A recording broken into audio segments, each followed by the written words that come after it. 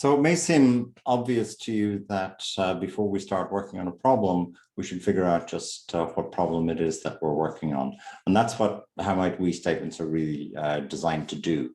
There are a few things about them that I think are worth talking about here, because it's important to be thoughtful about how you do it, because when you're stating a how might we statement, you are framing the problem. And as we've seen, framing the problem is probably the most critical thing in design thinking. So why would you use them? Well, one is to get your team aligned so that you have an agreement on the scope and nature of at least what you're going to work on for now. Perhaps the problem itself, the bigger level of the problem itself is what's behind it. But this is your specific task. It's how might we create something? How might we persuade people? How might we convince decision makers, et cetera, et cetera. They give you both a frame and a focus. And for that reason, you need to be pretty careful about what assumptions are behind them and the nature of these statements. They give you a prescription for action. They are action statements. How might we what are we going to do right now?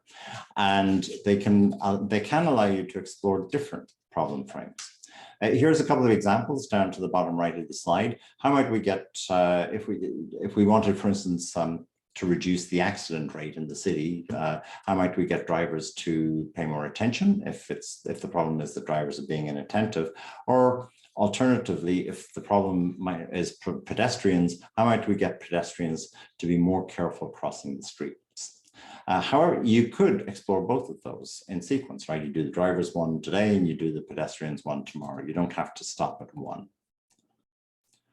How do you use them? Well, the process really is, first of all, understand who your user is and what the nature of their problem is. How would they see the problem? From there, you can generate a whole bunch of different statements and explore them and see, to what extent will they really solve the bigger problem?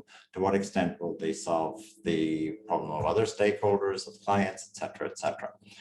It's important to be neither too narrow nor too broad. You should allow scope for ideas, but you shouldn't be infinite in scope too, because it's impossible to come up with ideas if you don't have any constraints. And they should be inspiring. You should really want to solve this problem. So this is something where you've looked at the research, you've decided, okay, this is where we think the problem is. If we solve this, we can really crack the whole thing. So how might we get drivers to pay more attention? How might we get pedestrians to be more careful crossing the street? But not a good one would be, how might we raise speeding fines? Why? Because that's a solution. That's not a problem. It's too narrow to allow you to generate solutions around it. Let's move to the Miro board and take a look at the template that we've provided for you on Miro. So here you have how might we statements. There's a process here on the left. You can review that at your leisure. You can use them in combination with other methods like rose, thorn, bud, or with abstraction ladders to get the right level of abstraction.